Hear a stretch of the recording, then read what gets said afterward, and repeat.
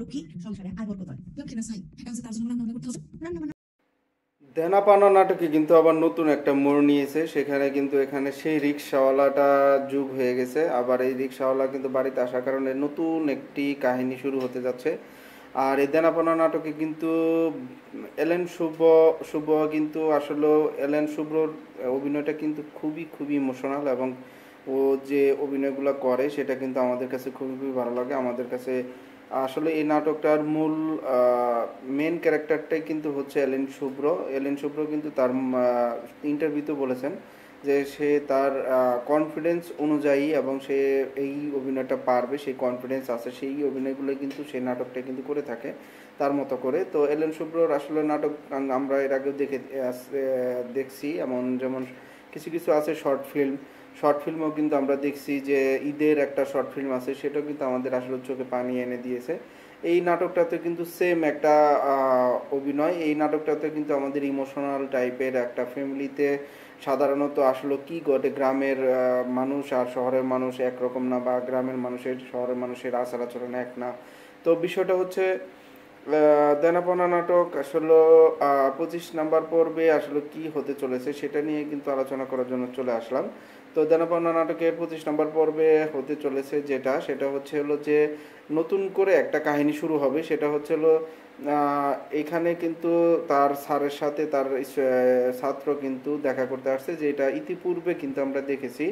সেই ছাত্রের বাসায় কিন্তু রাতের বেলা বের হয়ে গিয়ে কিন্তু তারা আশ্রয় নেয়। তো সেই ক্ষেত্রে সেই ছাত্র কিন্তু তার ভালোবাসার টানে, তার স্যারের ভালোবাসার টানে, মায়া মহব্বতে কিন্তু সে দেখা করতে এসেছে জাস্ট। কিন্তু এটা নিয়ে কিন্তু ফ্যামিলির কেউ কিন্তু খুশি না, সেটা হচ্ছে দেখে কিন্তু বুঝতে পেরেছি।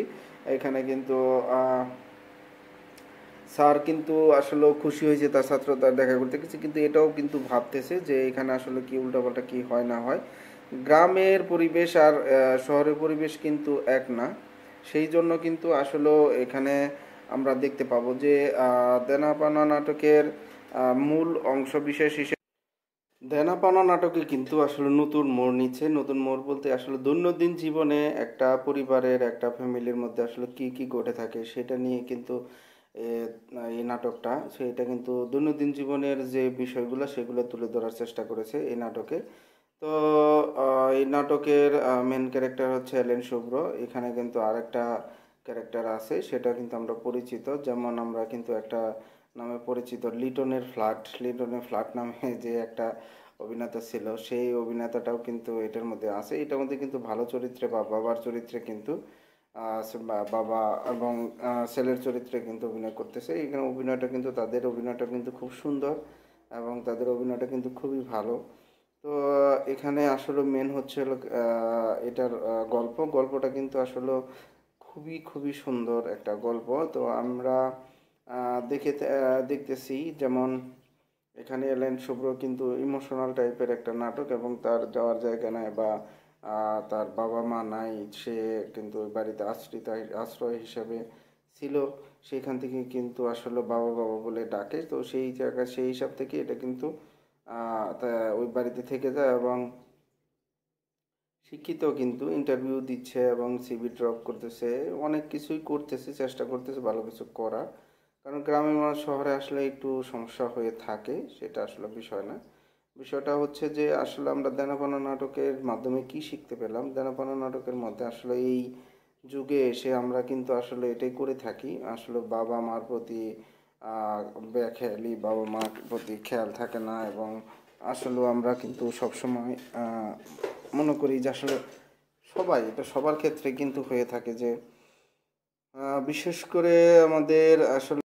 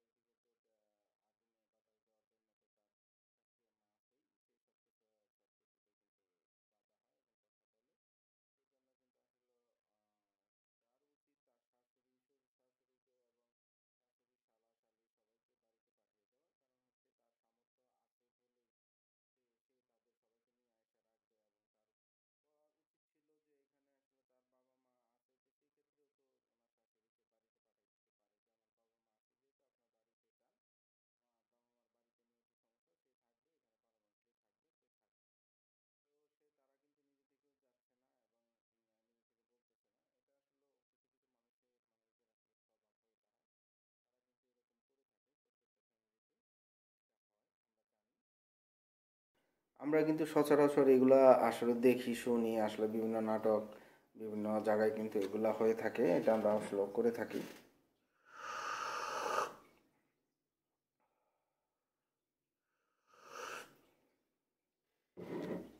এই জন্য বলি আসলে মার থেকে মাসির দরদ বেশি, এটা আসলে আমরা কথা শুনে আসছি, মুরব্বীরা বলতো, আসলে মুরব্বীরা যে কথাগুলো বলতো সব কিছু কিন্তু ফেলে দেওয়ার মতো না। এখানে কিন্তু আসলে মুরব্বীরা যে কথাগুলো বলছে অনেক ভেবেচিন্তে বা অনেক থেকেই কিন্তু মানুষ শিখে। হুম। তো বিষয়টা কিন্তু ওইরকম পর্যায়ে চলে গিয়েছে। তো আশা করি এখানে আহ, আমরা অনেক কিছু শিক্ষা নিতে পারবো নিজেদের বাস্তব লাইফে থেকে। এই নাটকটা কিন্তু সবাই ইমোশনালি দেখে এবং ইমোশনালি কিন্তু এখানে কিন্তু অনেক ধরনের কমেন্টসও আসে। সাথে সাথে কিন্তু যেমন এই নাটকের পরিচালকের আন্তরিক একসাথে আন্তরিক এক থেকে অভিনন্দন। তো এখানে কিন্তু এই পরিচালকের আসলেও অনেক পরিচালক প্রযোজককে দুজনকে ধন্যবাদ এত সুন্দর একটা নাটক উপহার দেওয়ার জন্য। এটা আমরা সবাই বলি, আমরা কিন্তু কমেন্টস করেও থাকি যাদের যাদের ভালো লাগে। যারা এখনো 24 নম্বর পর্বটি দেনা পাওনা 24 নম্বর পর্বটি দেখেন নাই তারা কিন্তু দেখে দেখে আসতে পারেন। আর আমি কিন্তু নাটকটা দেখে ফেলেছি, আমার কিন্তু খুবই ভালো লাগে নাটকটা, আমি দেখার জন্য অপেক্ষা থাকি। তো এই নাটকটার আপডেট পাবেন আবার 3 দিন পর। 3 দিন পর বাংলাদেশ টাইম 12:30টার সময় কিন্তু এই নাটকটা আপলোড হয়ে থাকে, আপনারা কিন্তু দেখতে পারবেন।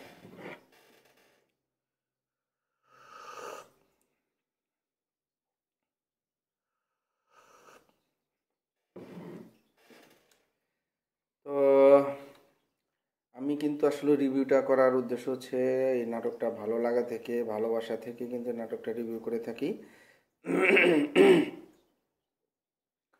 তো এই নাটকটা কিন্তু আমরা কিন্তু ভালোবাসার টানে কিন্তু দেখি, আর নাটকটা অভিনয় এবং নাটকটার গল্পটা কিন্তু আমাদের কাছে খুবই ভালো লাগে। তো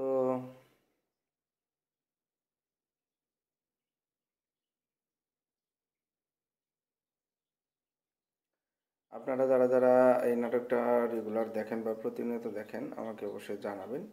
আর যদি দেখে থাকেন তাহলে আমাকে জানাতে পারেন। আমি এই এই নাটকের রিভিউ যদি আপনাদের কারো কাছে কোনো রকম খারাপ লেগে থাকে তাহলে দেখার দরকার নাই। কারণ হচ্ছে এই রিভিউটা করার কারণ একটাই হচ্ছে, সেটা হচ্ছে আমি যারা যারা এখনো এই নাটকটা সম্পর্কে জানেন না, না যে নাটকটা সম্পর্কে এখনো পরিচিত না, তাদের জন্য কিন্তু এই নাটকটা বানানো।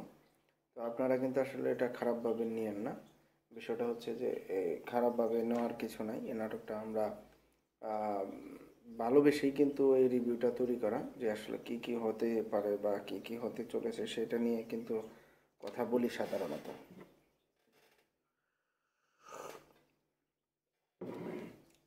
তো সেই জায়গা থেকে আমি মনে করি যে নাটকের মেন চরিত্র হচ্ছে এলেন শুভ্র। আর এই নাটকটা আমরা প্রতিনিয়ত দেখে থাকি এবং দেখি। আমি কিন্তু নিজেও একান্ত আমি এই নাটকটার অপেক্ষায় থাকি কখন আপলোড হবে বা কখন দেখতে পারবো।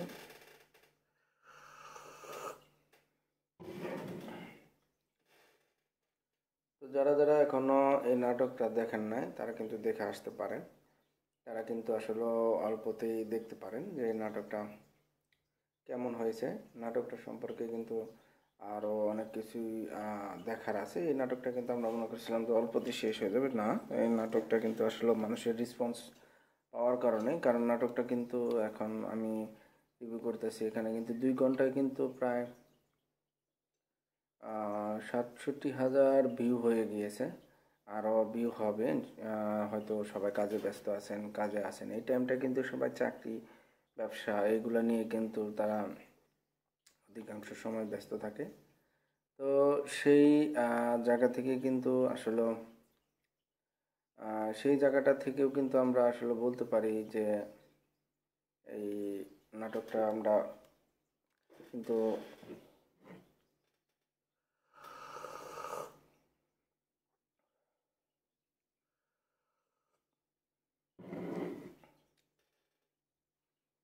আসলে রিভিউ নাটক কিন্তু সবারই পছন্দ না, কিছু কিছু মানুষের পছন্দ, কিছু কিছু ব্যক্তির পছন্দ। যাদের পছন্দ না তারা এড়িয়ে যাবেন। হ্যাঁ, তাদের আসলে আমি তাদের জন্য রিভিউটা করতেছি না, রিভিউটা আসলে একমাত্র করতেছি আসলে যারা যারা এখনও নাটক সম্পর্কে জানেন না তাদের জন্য কিন্তু এই নাটকে রিভিউ করা মূলত উদ্দেশ্য হচ্ছে তাদের জন্য, এর বাইরে কিন্তু কোনো কিছু না।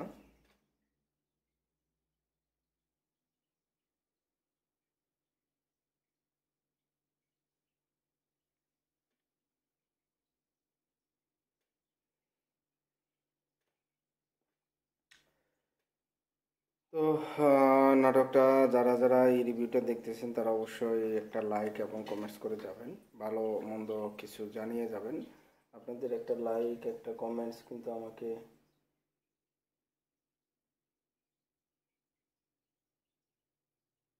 আগ্রহ যোগাবে অন্যান্য নাটকের রিভিউ নিয়ে আসার জন্য। তো যাদের যাদের পছন্দ তারা কিন্তু আসলে লাইক করতে পারেন।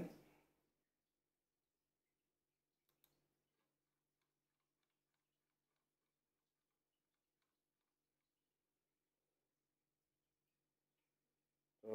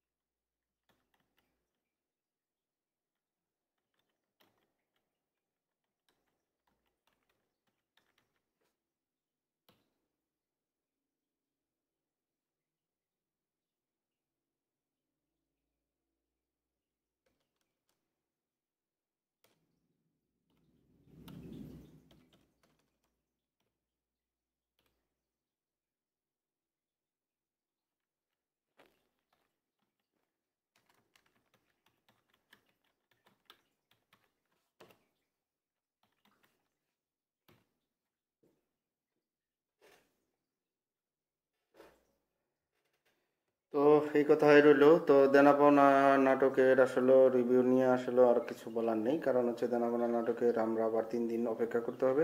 3 দিন পর আবার আমরা আবার একদিন পর 3 দিন পর আমরা আবার একসাথে দুইটা নাটক দুইটা পর্ব দেখতে পারবো। তো সেই অপেক্ষায় রয়েছি, আপনারাও আছেন, আমিও কিন্তু সেই অপেক্ষায় আছি। তো সবাই ভালো থাকবেন, সুস্থ থাকবেন, ধন্যবাদ।